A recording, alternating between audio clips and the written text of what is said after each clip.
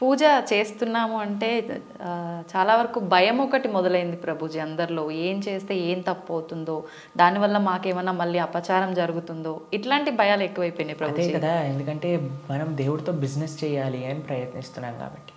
Business ట్రాన్సాక్షన్స్లో ఏదైనా తప్పు రాసాం అనుకోండి అయిపోయానంటే. బిజినెస్ ట్రాన్సాక్షన్స్లో ఏదైనా తప్పు చేసాం అనుకోండి, ఎందుకంటే వీడు ఏం ఆలోచిస్తున్నాడు, ఇప్పుడు నేను ఇది ఇలా చేస్తే దేవుడు నాకు అది అలా ఇవ్వాలి, అయ్యా నువ్వు నాకు ₹1,00,00,000 ఇస్తే నేను నీకు 10 కొబ్బరికాయలు కొడతాను. ఏంటి దేవుడు మీకు ₹1,00,00,000 ఇస్తే మీరు 10 కొబ్బరికాయలు కొడతారా దేవుడికి? ఎంత పెద్ద దానం ఇస్తున్నాడు చూడండి దేవుడికి. అసలు ఇలా తయారైపోయాం కదండి. మనకి ఏం అవసరం లేదు, ప్రేమ మనకు అవసరం లేదు భగవంతుడి పట్ల. దేవుడా నువ్వు నాకు ఇది ఇవ్వు, నాకు ఆరోగ్యాన్ని ఇవ్వు, నాకు బట్టలు ఇవ్వు, నాకు డబ్బులు ఇవ్వు, నాకు కార్లు ఇవ్వు, నాకు ఇల్లులు ఇవ్వు, నాకు పిల్లలు ఇవ్వు, నాకు పెళ్లి చెయ్యి. మనం తిరుప్పావై ప్రవచనాలు చెప్తూ ఉంటే ఒక మంచి భార్య కోసం తిరుప్పావై వ్రతం చేయొచ్చా, మంచి భర్త కోసం తిరుప్పావై వ్రతం చేయొచ్చా? ప్రతిదీ కూడా మనం మన కోరికలు తీర్చుకోవడానికి భగవంతుని వాడుకుంటున్నాం.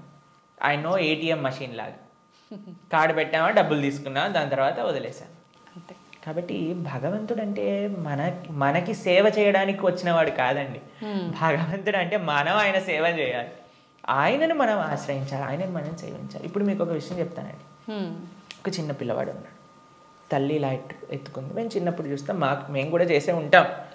అప్పుడప్పుడు అమ్మ జుట్టు పట్టుకొని ఇలా పీకుతారు చూసారా, పిల్లలు ఇలా పట్టుకొని ఇలా పీకేస్తుంటే అమ్మ అంటుంది ఓ ఇలా ఇలా తీసేసి ఓ మా కన్నా మా బంగారు కొండ అని అంటుంది. అంతేగాని నా జుట్టు పీకినందుకు లాగా ఒకటి పీకి పెడుతుందా పిల్లవాడిని? లేదు ప్రభుజీ. ఎందుకంటారండి? పిల్లల్ని గారాబం చేస్తుంటారు ముద్దుగా, అంటే తెలిసి తెలియని వయసు ప్రేమ. పాపం వాడికి ఏం తెలుసండి జుట్టు పీకితే నొప్పేస్తుంది మా అమ్మకి అని. కానీ తల్లికి ఆ పిల్లవాడి పైన ప్రేమ అంటే ఏమనిపించదు. అవును అంతేనా? కొన్నిసార్లు పిల్లలు చూసారా మూత్రం పోసేస్తూ ఉంటారు, ఆ తాతగారు ఎత్తుకున్నప్పుడు అమ్మమ్మ ఎత్తుకున్నప్పుడు ఏమని అంటారా అండి, తీసి పిల్లవాడిని ఇలా పడేస్తారా పాట అని? ఇంకా హ్యాపీగా ఫీల్ అవుతారు. ఎంత ఒకళ్ళని చూసానమాట మేము, ఓ మా పిల్లవాడు మా మనవాడు మూత్రం పోసాడే అని ఎగిలిపోతున్నాడు ఆయన. ఎందుకు? ప్రేమ ఉంది కాబట్టి భగవంతుడు ప్రేమైకమూర్తి. అందుకే కృష్ణుడి గురించి ఏమన్నా మనం ప్రేమ స్వరూపం.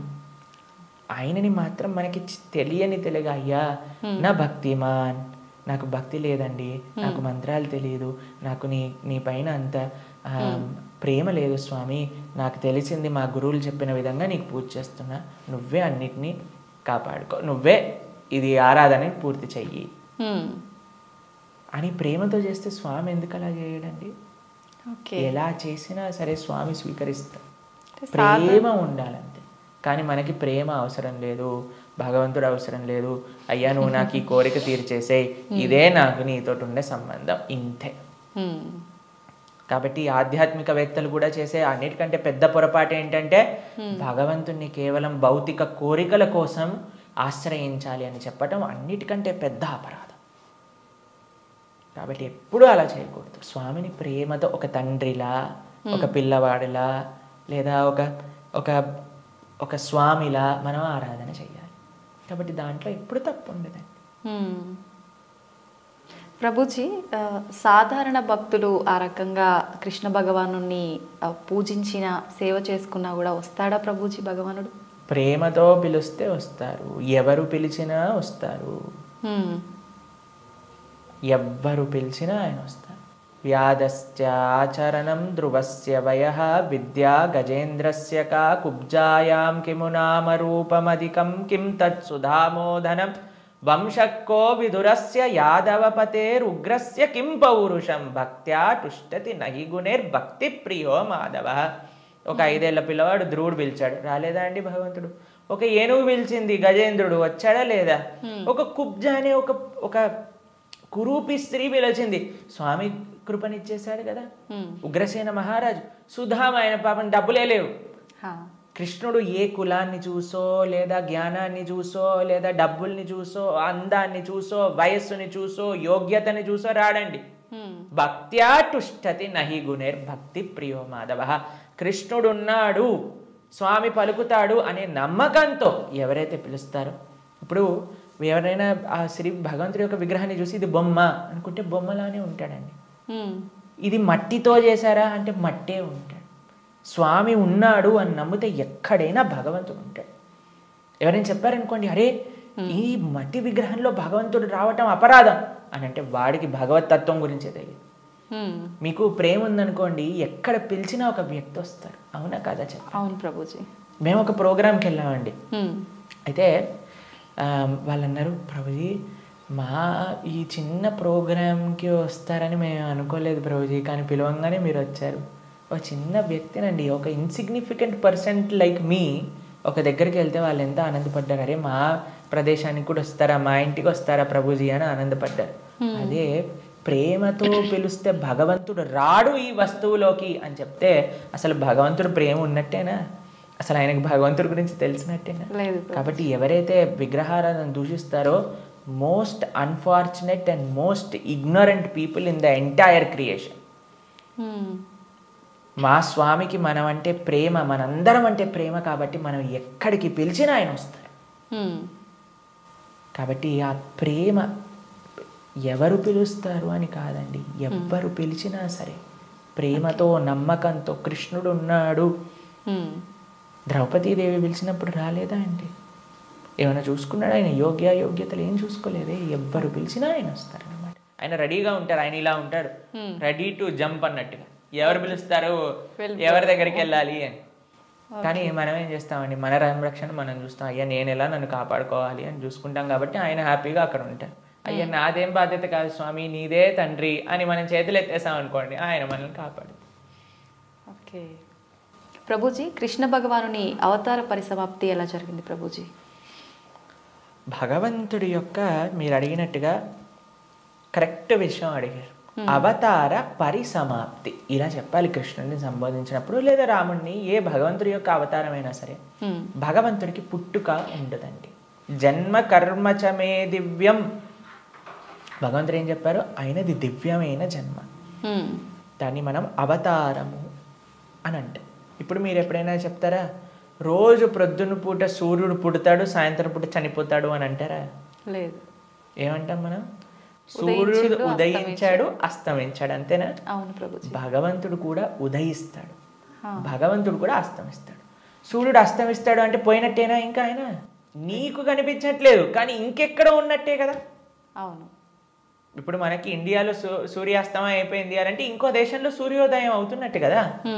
కాబట్టి భగవంతుడు ఎప్పుడూ ఎల్లప్పుడూ కూడా ఆయనకి మరణము అనేది ఉండదు, జన్మ అనేది ఉండదు. ఆయన మన పైన కృపతో అవతారాన్ని స్వీకరిస్తారనమాట. ఓకే, మీకు ఒక విషయం చెప్తాను. కొంతమందికి మెమరీ లాస్ పేషెంట్స్ ఉంటారు. మెమరీ లాస్ పేషెంట్స్ దగ్గరికి ఏం చేస్తారంటే అండి, వాళ్ళకి ఇంతకు ముందు ఉండే మెమరీస్ని చూపిస్తారనమాట. వాళ్ళ పిల్లల్ని, లేదా వాళ్ళు చిన్నప్పుడు తీసిన ఫొటోస్ని, వాళ్ళు ఉన్న ఊర్లని, అవన్నీ ఇలా చూపిస్తూ ఉంటారనమాట. చూపిస్తూ ఉంటే కొన్నిసార్లు ఏదో ఒకటి వాళ్ళ బ్రెయిన్కి ఇలా క్లిక్ అయ్యి అప్పుడు వాళ్ళు గుర్తుపట్టడం ప్రారంభిస్తారనమాట. వాళ్ళు ఎక్స్టర్నల్ కాన్షియస్నెస్లోకి వస్తారు. భగవంతుడి యొక్క అవతారం ఎందుకోసము అని అంటే, మనందరం ఈ సంసార సాగరంలో పడి కొట్టుకుపోతున్నాము. ఏదో మనం కూడా మెమరీ లాస్ అయిపోయినట్టు ఇదే నా వాళ్ళు, ఇదే నా ప్రపంచం, ఇదే నా ఇల్లు అని తిరుగుతున్నారు. వీడి నిజమైన స్వరూపాన్ని చూపించాలి అని స్వామి అవతరించి, స్వామి యొక్క లీలల ద్వారా, రామాయణ భాగవతాదుల ద్వారా, అయ్యా ఇది నువ్వు ఈ ప్రదేశానికి చెందినవాడివి అని మనకు చూపిస్తారు. అప్పుడు ఓ నేనైతే ఈ మనుష్యుని కాదా, ఓ అయితే ఇది నేను ఈ కులానికి చెందినవాడిని కాదా, ఈ ప్రాంతానికి చెందినవాడిని, నేను కృష్ణుడి దాసున్నా, నేను ఉండాల్సింది ఆ భగవంతుడి యొక్క లోకంలో కదా అని మనం కూడా మర్చిపోయిన వాళ్ళకి కొద్దిగా బుద్ధిని ఇవ్వడానికి స్వామి అవతార స్వీకారం చేస్తారనమాట. మనందరం పడిపోయి ఈ సముద్రంలో పడిపోవడం అంటే ఏంటండి? మునిగిపోవటం. అవును. కానీ సముద్రంలో మునిగేవాడిని కాపాడాలి అని అంటే ఎక్కడో ఆకాశం నుంచి కాపాడలేం కదండి, ఆయన కూడా సముద్రంలోకి రావాలి కదా. అలా భగవంతుడు కూడా ఈ ప్రపంచంలో దిగి మనల్ని పట్టుకొని బయటికి తీసుకురావడానికి ఆయన ఒక అవతారాన్ని స్వీకరిస్తారు. ఆ ప్రయోజనం అయిపోయినట్టు ఏంటి ప్రయోజనం భగవంతుడు అవతరించడానికి? భగవద్గీతలో కృష్ణుడు చెప్పారు, యదా యదా హి ధర్మస్య గ్లానిర్భవతి భారత. అయ్యా ఎక్కడైతే ధర్మం నశిస్తుందో అక్కడక్కడ నేను అవతరిస్తా. పవిత్రానాయ సాధూనాం వినాశాయ చతుష్కృతాం ధర్మ సంస్థాపనార్థాయ సంభవామి యుగే యుగే. అయ్యా ఎక్కడైతే భక్తుల్ని కాపాడాలో, ఎక్కడైతే అధర్మాన్ని నాశనం చేయాలో, ధర్మాన్ని స్థాపన చేయాలో అక్కడ నేను అవతరిస్తాను అని. కాబట్టి అప్పుడప్పుడు భగవంతుడు వివిధ రూపాలలో అవతరిస్తారు. అవతారం అయిపోయింది అంటే ఆ ప్రయోజనం అయిపోయింది అన్నప్పుడు అవతార పరిసమాప్తి చేస్తారనమాట. కాబట్టి చాలామంది కృష్ణుడు చనిపోయాడు, కృష్ణుడు పుట్టాడు. కృష్ణుడు పుట్టలేదండి, కృష్ణుడు చనిపోలేదు. కృష్ణుడు అవతరించారు, కృష్ణుడు అవతార పరిసమాప్తి చేశారు. మనం పుట్టంగానే ఊ అని ఏడుస్తూ ఉంటారు. ఏడవకపోయినా సరే, ఎవరైనా ఏడవకపోతే ఏం చేస్తారంటే డాక్టర్ వచ్చి రెండు వేస్తాడనమాట, ఏడవాలి మనం. కానీ కృష్ణుడు పుట్టినప్పుడు తెలుసా అండి, నవ్వుతూ పుట్టాడు. అమ్మ నాన్న ఆశ్చర్యపోయాడు. జలధరుదేహు నాజాను చతుర్బాహు సరసీరు జాక్షు విశాలాక్షు జారు గదా శంఖ చక్ర పద్మ విలాసు కంఠ కౌస్తుభమణి కాంతిబాను కమనీయ కటిసూత్ర కంకణ కేయూర శ్రీవత్సలాంఛనాంచిత విహారు సురకుండల ప్రభాయుత కుంటల లాటు వైఢూర్య మణి గణవరి కిరీటు బాలు పూర్ణేందు రుచిజాలు సుగుణాల బాలు భక్తలోకపాలు కృపావిశాలు జూచి తిలకించి పొలకించి యొబ్బి చెలరేగ వసుదేవుడు ఉత్సహింపే అని అంటారనమాట భాగవతంలో. అంత ఆనందపడిపోయేవారు కృష్ణుని చూశాక. వసుదేవుడు పుట్టంగానే శంఖచక్ర గదా పద్మములు పట్టుకొని వసుదేవుడు అంతా ఆనందపడ్డారనమాట కృష్ణుడు అవతరించినప్పుడు. ఎప్పుడైనా మీరు చూసారండి పిల్లవాడు పుట్టినప్పుడు నాన్న అమ్మ బాగున్నారా మీరు అని అడగటం? కానీ కృష్ణుడు పుట్టంగానే వాళ్ళ చరిత్రలు మొత్తం కూడా చెప్తారు, వసుదేవుడిది ఇంకా దేవకీ దేవిది. దాంతోపాటు ఎంత ఆనందంగా అంటే చతుర్భుజ రూపంలో ఎవరైనా పిల్లలు చూసారా శంఖచక్రం పట్టుకొని రావటం? లేదు. కాబట్టి మనందరం ఏడుస్తూ పుట్టాం కాబట్టి మనది జన్మ. కానీ కృష్ణుడు నవ్వుతూ ఆయన యొక్క స్వరూపంతో అవతరించి తల్లిదండ్రుల్ని ఉద్ధరింపజేయడానికి స్వీకరించిన అవతారము అని అంటారు. కాబట్టి భగవంతుడికి ఎలా అయితే పుట్టుక లేదో అలానే మరణము కూడా లేదు. స్వామి ఎప్పుడు కూడా ఈ వర్డ్ యూజ్ చేయకూడదు కృష్ణుడి దగ్గర. కృష్ణుడు చనిపోయాడట, రాముడు చనిపోయాడట, ఇవన్నీ మనం అపరాధం అవుతుంది అనమాట. కాబట్టి మనం కరెక్ట్గా మీరు చెప్పిన వర్డ్గా అవతార పరిసమాప్తి. కృష్ణుడి యొక్క అవతార పరిసమాప్తి ఎలా జరిగింది? మేము ఇన్స్టాగ్రామ్లలో యూట్యూబ్లలో ప్రకారంగా చెప్పట్లేదు, శాస్త్రంలో ఏ విధంగా ఉందో ఆ విధంగా చెప్తున్నాం. కాబట్టి దీంట్లో చాలా తేడా ఉంది. ఎందుకంటే మాకు అప్పుడప్పుడు రీల్స్ పంపిస్తూ ఉంటారు, అందులో ఏదో కృష్ణుడు ఇలా అయిపోయాడట అలా అయిపోయాడట అని చెప్తూ ఉంటారు. దాన్ని నమ్మకండి. మీరు శాస్త్రాన్ని అధ్యయనం చేసిన వాళ్ళు ఏం చెప్తున్నారు, అలానే ఇప్పుడు ప్రతి ఒక్కరు కూడా కృష్ణుడి గురించి మాట్లాడడానికి రెడీ అయిపోయారు. ప్రతి ఒక్కరు కూడా ధర్మం గురించి మాట్లాడడానికి రెడీ అయిపోయారు. ప్రతి ఒక్కళ్ళు కూడా సాధువుల్ని ప్రశ్నించడానికి రెడీ అయిపోయారు. కానీ సాధన ఏమీ లేదు, శాస్త్ర అధ్యయనం ఏమీ లేదు, సేవ ఏమీ లేదు. ప్రతి ఒక్కరికి మైక్ వచ్చింది కదా, కెమెరా ఉంది కదా అని మాట్లాడుతున్నారు అనమాట. కానీ అది కాదండి కరెక్ట్ విధానం. తద్విద్ధి ప్రణిపాతేన పరిప్రశ్నేన సేవయా ఉపదేశంతితే జ్ఞానం జ్ఞానిన తత్వదర్శిన. ఒక గురువు దగ్గరికి వెళ్ళి సేవ చేస్తూ ఎంత కష్టం తెలుసా అండి మీకు? ఒక విధంగా శాస్త్రం విషయాలు నేర్చుకోవాలి అని అంటే ఆ నమ్మకం, ఆ డెడికేషన్, ఆ ఇంట్రెస్ట్, ఆ సేవ, పరిప్రశ్న ఇవన్నీ కావాలి మనకి. ఇప్పుడు ఒక విషయం మనకి టీవీ మాధ్యమంగానో మన ఇంటర్నెట్ మాధ్యమంగానో అన్ని సులభము అయ్యాయి. ఆ సులభం అవ్వటంలో రెండు ఉన్నాయి. ఎవరైనా మాట్లాడింది మనం నమ్మేస్తాం. అలా కాదు. మనం ఎప్పుడు మేము ఒకటే విషయం చెప్తాం, ఎవరైతే సాధువులు చక్కటి పరంపరాగతంగా జ్ఞానాన్ని నేర్చుకున్నారో, ఎవరైతే శాస్త్ర అధ్యయనం చేశారో అటువంటి వాళ్ళ దగ్గర నుంచి మనం వినాలి. ఎవరైతే గురువుల్ని ఆశ్రయించి గురువుల దగ్గర నుంచి విన్న వాళ్ళు ఉన్నారు, ఎవరైతే జీవితంలో సొంతంగా దాన్ని సాధన రూపంగా వాళ్ళు చేస్తున్నారో అటువంటి వాళ్ళ దగ్గర నుంచి వినాలి. కాబట్టి మనకి భాగవతం చెప్తుంది, భగవంతుడు ఒకానొక సమయంలో అయ్యా ఈ ప్రపంచంలో ఉండే అధర్మ మొత్తం కౌరవుల వైపు ఒక్కసారి అందరినీ గ్యాదర్ చేసేసి కంప్లీట్ చేసేసాడు అనమాట. ఇక అయిపోయింది అని అనుకున్నప్పుడు ఆయన చక్కగా ఒక దగ్గర ప్రభాస క్షేత్రము అనే ప్రదేశంలో ఆయన ఇలా ఉన్నారనమాట. ఉన్నప్పుడు ఒక వేటగాడు వచ్చి ఒక జింకని వేటాడుతున్న ఆయన కృష్ణుడి యొక్క పాదాన్ని, శ్రీపాదాలను చూస్తూ జింకలా అనుకొని బాణాన్ని వేశారు. వేసినప్పుడు అది కృష్ణుడి యొక్క పాదానికి తాకింది. మీకు ఒక విషయం చెప్తాను, లాజికల్గా ఆలోచిద్దాం. మీ అందరికీ లాజిక్ థింకింగ్ చాలా ఎక్కువ కదండి. పాదాలలో బుల్లెట్ దిగింది అని అనుకుందాం, బాణం కూడా పక్కన పెట్టేసేయండి, చనిపోయాడు అని మీరు ఎప్పుడైనా విన్నారా? మన సీరియళ్ళల్లో సినిమాలలో అయితే ఇక్కడ బుల్లెట్ తగినా సరే లేచి నించొని మళ్ళీ మాట్లాడిన వాళ్ళు ఉన్నారు. కాబట్టి పాదాలలో బాణం తలిగితే ఎలా కృష్ణుడిని అవతార సమాప్తి చేశారు, శరీరాన్ని చాలించేశారు అని ఎలా చెప్తాను చెప్పండి. కాబట్టి అదొక లీల. ఎందుకండి కృష్ణుడు ఇలా లీల చేశారు?